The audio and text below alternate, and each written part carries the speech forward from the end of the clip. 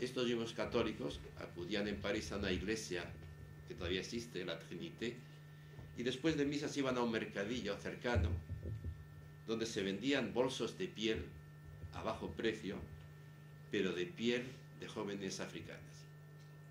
Estaban construidos con piel de jóvenes africanas.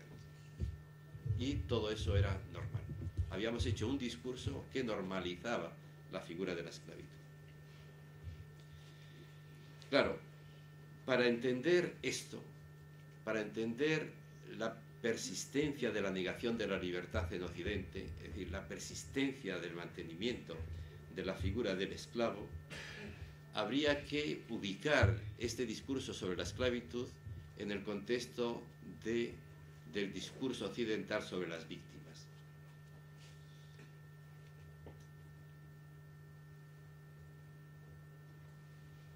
Porque no solamente llama la atención el interés de Occidente por, digamos, justificar la figura del esclavo, sino por hacer invisibles a las víctimas. Conscientes de que la historia se construye sobre víctimas, pero la importancia que tiene el discurso ideológico para también hacernos ver que eso es normal. Y en este trabajo de invisibilización de las víctimas, toda la cultura occidental ha contribuido, empezando por el arte. Castilla está sembrada de cuadros de Berruguete, y Berruguete, que es un gran pintor, renacentista, suele pintar, uno de los motivos más repetidos por ese gran pintor, eran torturados por la Inquisición, que en el momento de la tortura eran pintados con un rostro feliz, como si estuvieran en la gloria.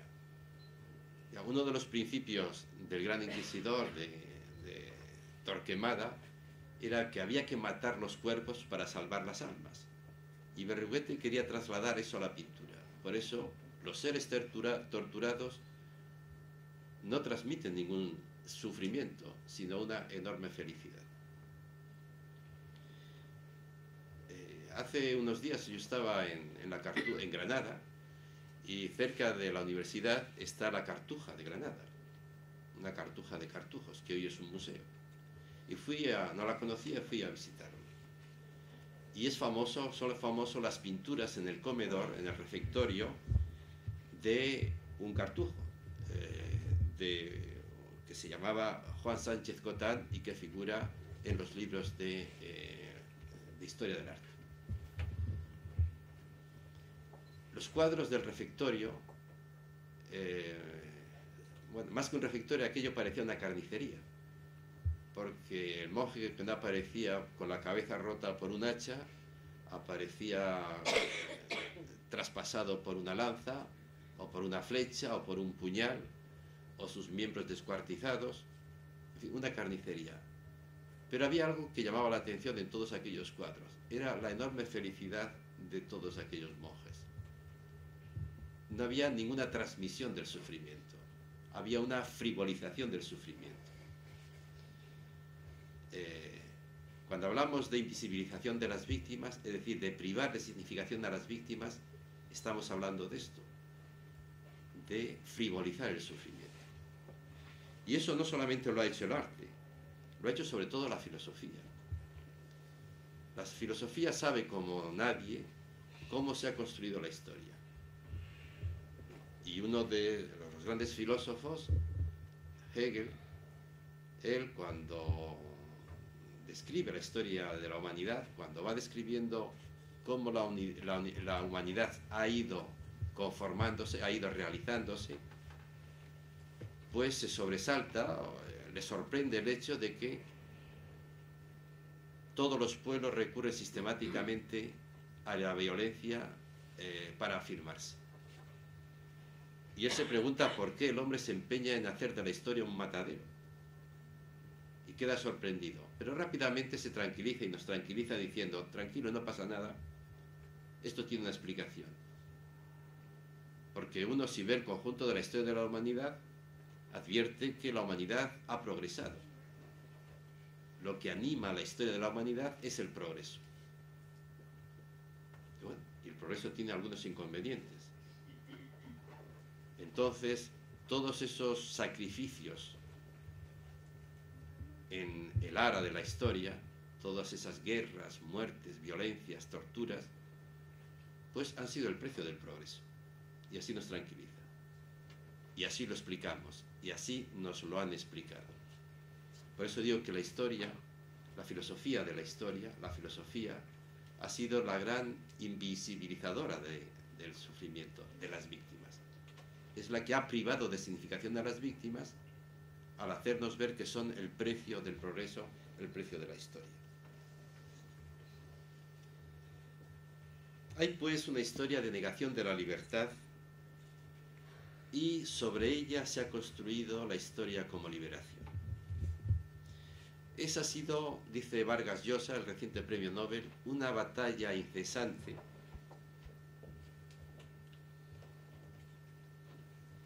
y que no ha terminado. Por eso dice él, se pueden ganar batallas, pero nunca la guerra, porque lo que explica la violencia, las víctimas, la esclavitud, la negación de la libertad, dice él, es el poder. Mientras haya poder, la libertad está amenazada. Por eso, si queremos avanzar en el perfil, si queremos avanzar en la comprensión de la importancia de la libertad y también de su negación, hay que ver en cada momento cuáles son los peligros. ¿Cuáles son los peligros que amenazan a la libertad?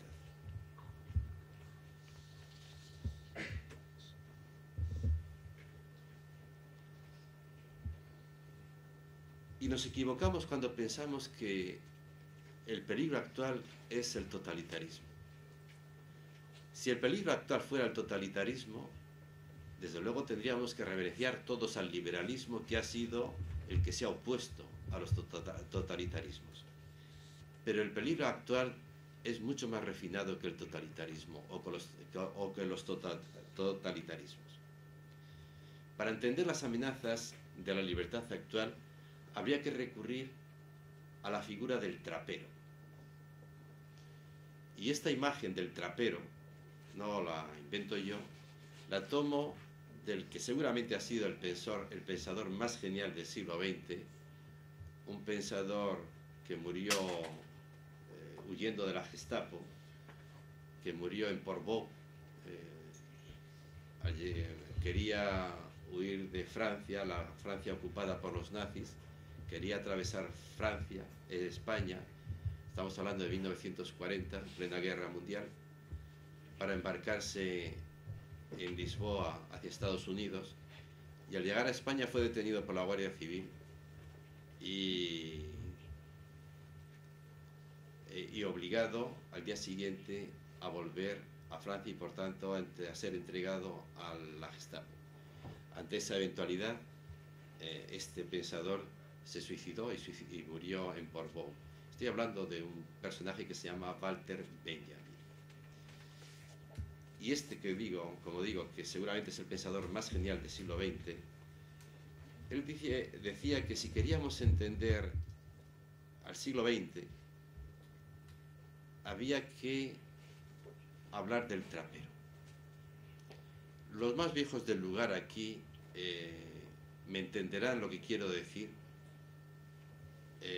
Si recuerdo que Marx hablaba muy bien del proletariado y muy mal del lumpen. Marx hablaba muy bien del proletariado porque decía que el sujeto de la revolución era el proletariado. Y lo que era un peligro para la revolución era el lumpen. En alemán, lumpen significa trapero. El peligro era el trapero. Y el sujeto importante, la figura importante para una revolución marxista era el proletariado. La explicación que daba Marx era muy fácil de comprender. Era importante el proletariado porque el proletariado en el sistema de producción capitalista es fundamental. La producción capitalista, dice Marx en el Capital, pivota sobre tres figuras: el capital, el trabajador, el proletariado y la confianza. Esas son las tres figuras que explican el capitalismo.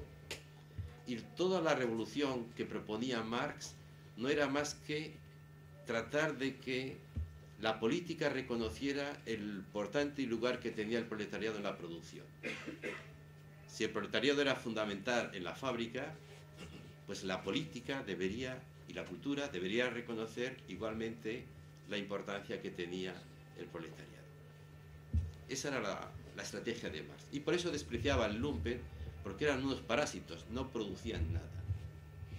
Digamos que Marx privilegiaba al proletariado por la importancia que tenían en el sistema de producción y despreciaba al trapero porque era un parásito, era inoperante.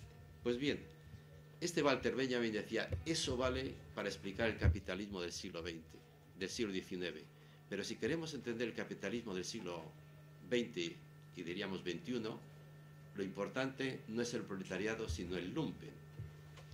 ¿Por qué? Porque decía él, el capitalismo ha cambiado mucho del siglo XIX al siglo XX. En el siglo XIX lo importante del capitalismo era la fábrica, y lo importante del capitalismo en el siglo XX es el escaparate. El escaparate.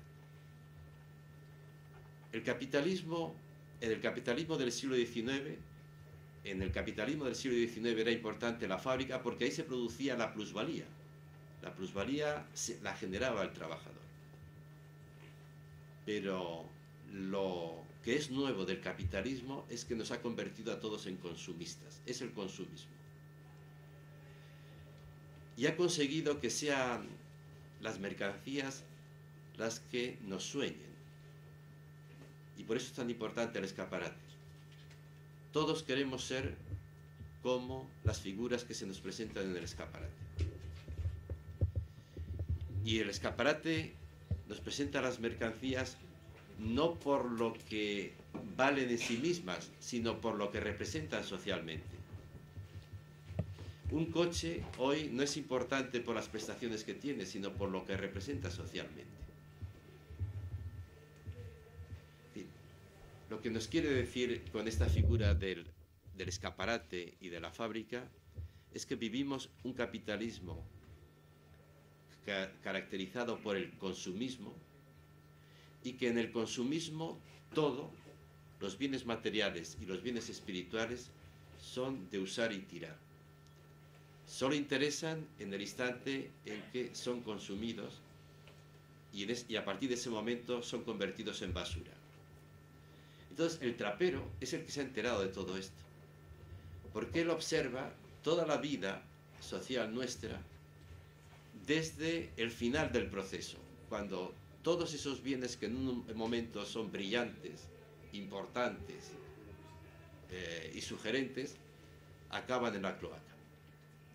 Y dice Walter Benjamin, y es el que salva los valores, porque él ve por las mañanas en las alcantarillas restos de esos valores pasados que ya para el consumidor son insignificantes, y sin embargo él dice, él los pincha. Una vez pincha un trapo en el que pone la palabra humanidad, otras veces justicia, otra solidaridad, y de esa manera salva el trapo de la cloaca. Entonces, ser libres hoy significa liberarse de la tiranía del capitalismo del siglo XX y siglo XXI, del consumismo. Que el consumismo, el problema del consumismo, como digo, es que nos ha robado la personalidad, y si hubo un tiempo en el que los seres humanos creaban sus sueños a partir de sus experiencias negativas, ¿no? Creábamos utopías, ya fueran religiosas o laicas, a partir de las experiencias de injusticia o de las necesidades que tenía el ser humano.